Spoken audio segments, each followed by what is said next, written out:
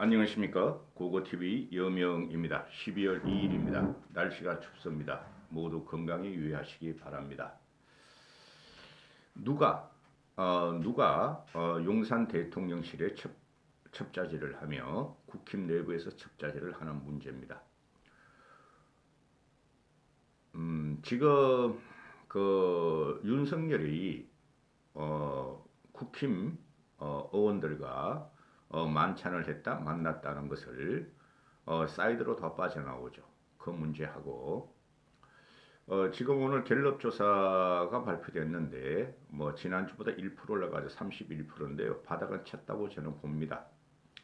어떻게든지 1월 말까지 그거 투표는 40%에 근접을 시켜야 되겠다. 리얼미터하고 또 갤럽이 기준이 될 겁니다. 제가 말하는 지지율은 리얼미터는 100% ARS니까 ARS가 선행지수예요. 그 다음에 직접 면접인 갤럽이 뒤따라가는 형국인데 아마 다음 주 정도 되면은 7월 이후 즉 김건희가 나토 가서 나대는 바람에 떨어진 그 20%, 그래서 그때 24%가 내려갔는데 7월 초에 윤석열 지지율이 32%였어요. 다음 주면은 5개월 만에 박스를 벗길 것이다. 갤럽에서도. 리얼미터는 벌써 벗기기 시작했죠. 이번 주 갤럽 여론조사가 난 한 2, 3%는 3%는 뛸 줄 알았어요. 3%는. 왜 그러냐면은 어, 리얼미터하고 MBS 여론조사에서 윤석열 지지율이 지난주에 3% 뛰었죠. 지난주, 이번 주. 갤럽은 100% 면접이라서 좀 늦게 가는데 왜 그런 근거를 생각하냐 하면은 리얼미터 지지율은 다음 주에 더 뛸 겁니다. 한 1, 2%는 더 뛸 거예요. 그럼 한 38, 9% 가죠. 리얼미터는. 갤럽 여론조사로 발표한 걸 보면은 노조의 그 화물연대 파업과 서울 지하철 공사 또는 철도 파업 또 민노총의 총공기 이런 것에 대해서 윤석열이가 대처를 잘하고 있다. 강성노조의 대처를 잘하고 있다가 8%가 나옵니다. 긍정평가가 8%가 나오죠. 저는 그 노조 대체에서 한 3% 정도 이상은 뛰지 않을까 했는데 아직까지 반영이 안 됐고요. 윤석은 가차 없이 대한민국 국력, 동력을 확보해야 됩니다. 노조 계획이 저출산 문제와 연금 개혁과 다 맞물려 있는 겁니다. 윤석열의 화이팅을 빌며 누가 어떤 세력이 지금 윤석열을 해하고 국힘이 망가지기를 바라는가 하는 문제를 좀 말씀드리는데요. 며칠 전부터 지난주에 윤석열이가 그 국힘 지도부 한 20여 명하고 만찬을 했고 관저 집대를 했고 그 전날 정진석이가 만났고 비대위원장 또 관저 만찬 이후에 주용이를 만났고 그죠? 또 그 전에 관저 만찬 20여 명 하기 전에 윤심 4인방이 만났다. 권성동, 장재원, 윤한홍, 이철규가 만났다. 그런 거는 비밀스러운 자리죠. 그렇죠. 뭐 국힘 그 지도부 만난 것은 여당 지도부를 만난 것은 공개적으로 한 거고, 그죠? 그런데 정진석을 만나고 핵심 4인방을 만나고 또 그 핵심들도 아니에요. 제가 볼 때는 핵심들도 아니에요. 윤석열이가 지금 정치력에 딸려가지고 그 사람들을 만나는데 그 사람들 그 분화가 되고 잘립니다. 그 다음에 주영이가 또 지도부 만찬 후에 만났다. 그 문제를 지금 그 제가 평론하는 것이 다른 자유우파 유튜브나 또는 일반 쓰레기 유튜브하고 다를 텐데요. 윤석열이가 도어 스태핑을 그만두고 그죠? 또 윤석열의 행보와 김건희의 행보를 비공개로 돌린 것은 아주 잘한 겁니다. 그러니까 거기에 대해서 더 이상 터집을 못 잡죠, 얘네들이. 아주 지엽적이고 말단적이고 선동적이고 아주 그 이상한 것만 애들이 잡아. 그죠? 그러니 그 대통령의 공개 활동은 공개되는 것이 맞으나 너무나 저질스럽고 더티한 것만 잡아가지고 공격하니 사실도 아닌 것을 그 막았어야 됐어요. 벌써부터 그랬으면은 도어 스태핑을 벌써부터 하지 않았으면 윤석열이 지지율이 이렇게 꼬라박을 일이 없어요. 그 도어 스태핑 1, 2번, 2, 3분 해가지고 무슨 국정 철학을 대중한테 알리며 그 기자들이 좋게 쓸 리가 없어요. 지금 언론 지형상. 따라서 그게 감춰지니까 윤석열의 지지율은 최소한 더 안 빠져요. 그리고 갤럽 조사를 보면은 이번 주 조사를 보면 여전히 윤석열이가 외교를 잘한다 하는 게 8% 정도가 나오죠. 외교는 윤석열이가 잘하고 있어요. 경제도 지금 퍼펙트 스톰의 중심에 와 있어요. 퍼펙트 중심에 퍼펙트 스톰의 중심에 와 있는데 그 경제 위기도 내년 말쯤이면은 끝나지 않을까. 내년 말쯤은. 그럼 내후년 총선이면은 총선 때 가면은 윤석열이 어느 정도 45% 이상 지지를 받지 않을까 하는 게 고고티브의 예측이에요. 왜 그러냐면은 민주당이 저 이재명을 정리 못해요. 이재명이란 생양아치를 정리 못합니다. 생양아치라는 것은 아무리 비판과 합리적인 충고를 해도 지만 살려고 발광하는 놈이기 때문에 안 됩니다. 누가 이런 청기 누설을 자꾸 발설하는가 문제인데, 아니 정진석이가 일단 결론부터 내면 정진석이가 당 대표죠. 현재 당 대표가 아니 대통령하고 만난 게 무슨 문제가 있으며, 그죠? 그 다음에 만찬 후에 지도부 만찬 후에 주호영이가 윤석열을 만난 게 무슨 문제가 있으며, 근데 문제가 하나 있는 건 있죠. 그 윤심의 핵심 4인방이라는 사람이 부부 동반으로 윤석열이를 만났다. 그건 문제가 있어요. 제가 봐도. 그렇죠? 그런데 그 비밀스럽게 만났을 거 아니에요. 근데 그걸 누가 발설을 하는가? 누가 발설을 하면서 윤석열과 국힘을 이간질시키고, 그죠? 국힘을 반윤으로 몰고 가는가?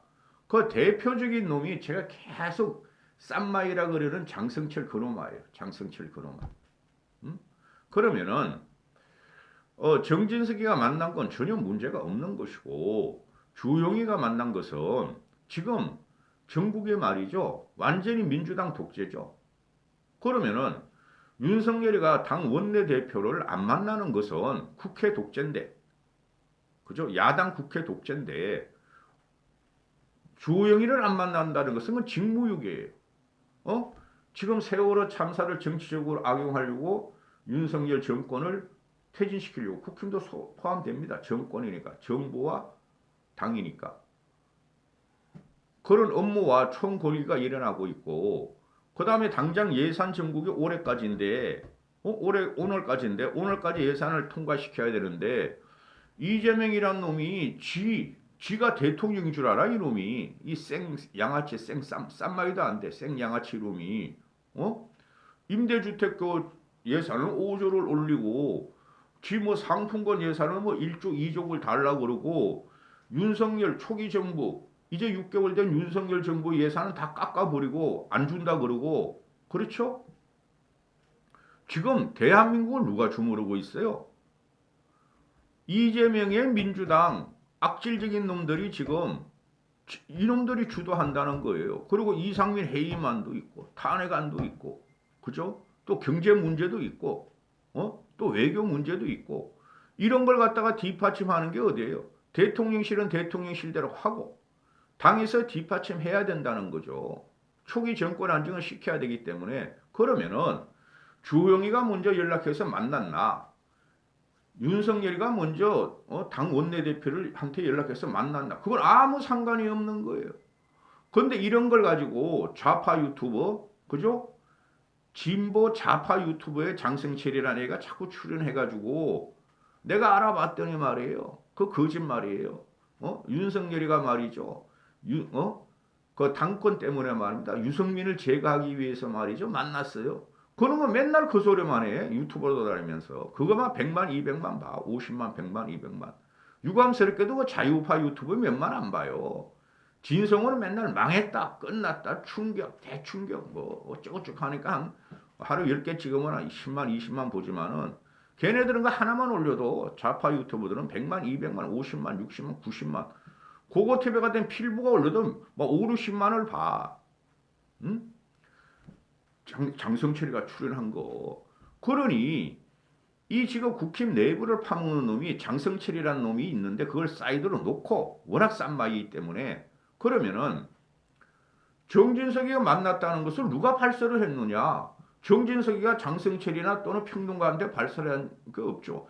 평론가 놈들이 상상하는 말이 뭐예요? 내가 알아봤는데, 내가 취재해 봤는데 그런 거 취재의 대상이 누구냐 이거죠. 취재의 대상이 그게 용산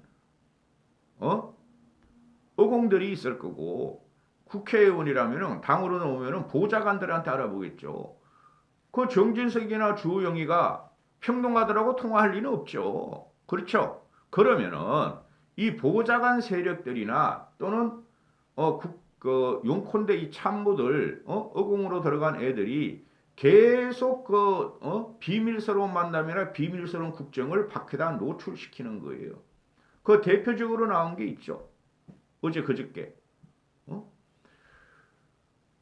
용콘대 참모가 윤석열이한테 그 정부 수석이에요. 그건 정부 수석 이진복이 정부 수석일 거예요. 제 예측에는 윤석열이한테 이상민이가 저렇게 민심이 지금 그 이태원 사고로 들거려니 이상민을 경질시키든가 아니면 좋게 포장해서 사임시키는 게 어떻겠습니까? 하고 말을 했대잖아요.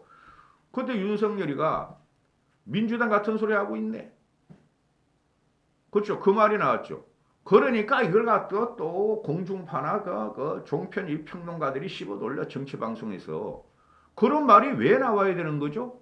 확실하지도 않고 또 윤석열이가 민주당 같은 소리 하고 있네.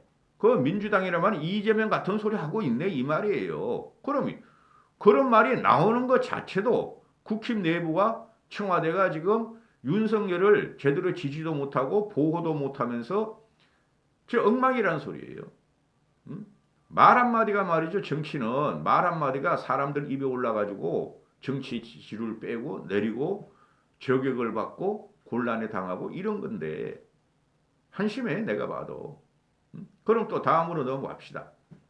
그러면은 이 국힘 내부에 보좌관 애들이 또는 그 원외 과거 국회의원일 때는 원외 당협위원장이나 원외 평론가들이 기존의 그 국힘 내부 연출로 해서 자꾸 알아보고 터뜨리는데 이놈들 이러면 안 되는 거예요.